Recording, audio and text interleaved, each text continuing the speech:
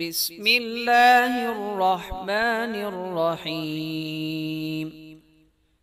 إنا أرسلنا نوحا إلى قومه أن أنذر قومك من قبل أن يأتيهم عذاب أليم. قال يا قوم إني لكم نذير مبين.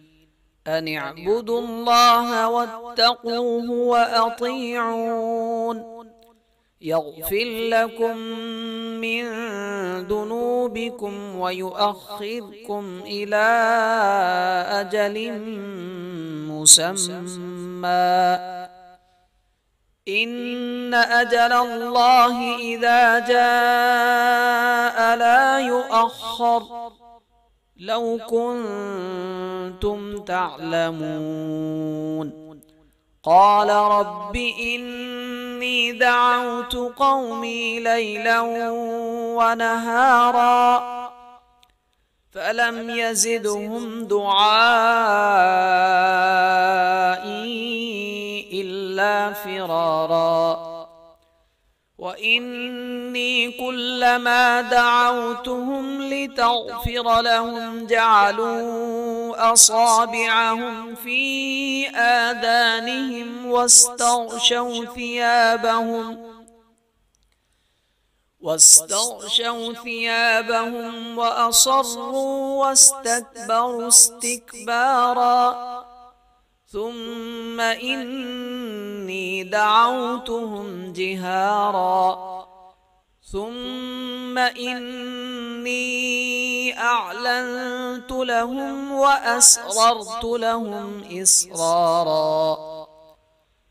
فقلت استغفروا ربكم إنه كان غفارا يرسل السماء عليكم مدرارا ويمددكم بأموال وبنين ويجعل لكم جنات ويجعل لكم أنهارا.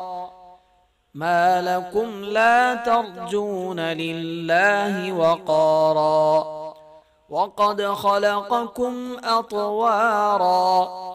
ألم تروا كيف خلق الله سبع سماوات طباقا وجعل القمر فيهن نورا وجعل الشمس سراجا والله أنبتكم من الأرض نباتا ثم يعيدكم فيها ويخرجكم إخراجا والله جعل لكم الأرض بساطا لتسلكوا منها سبلا فجاجا.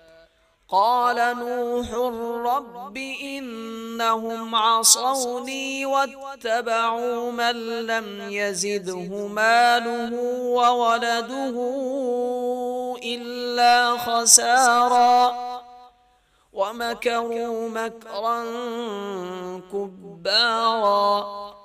وقالوا لا تذرن آلهتكم ولا تذرن ودا ولا سواعا ولا يغوث ويعوق ونسرا وقد أضلوا كثيرا ولا تزد الظالمين إلا ضلالا.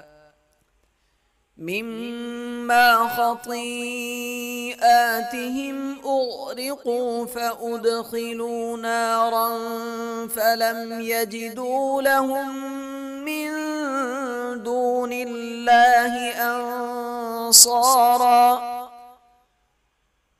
وقال نوح رب لا تذر على الأرض من الكافرين ديارا إنك إن تذرهم يضلوا عبادك ولا يلدوا إلا فاجرا كفارا رب اغفر لي ولوالدي ولمن دخل بيتي مؤمنا وللمؤمنين والمؤمنات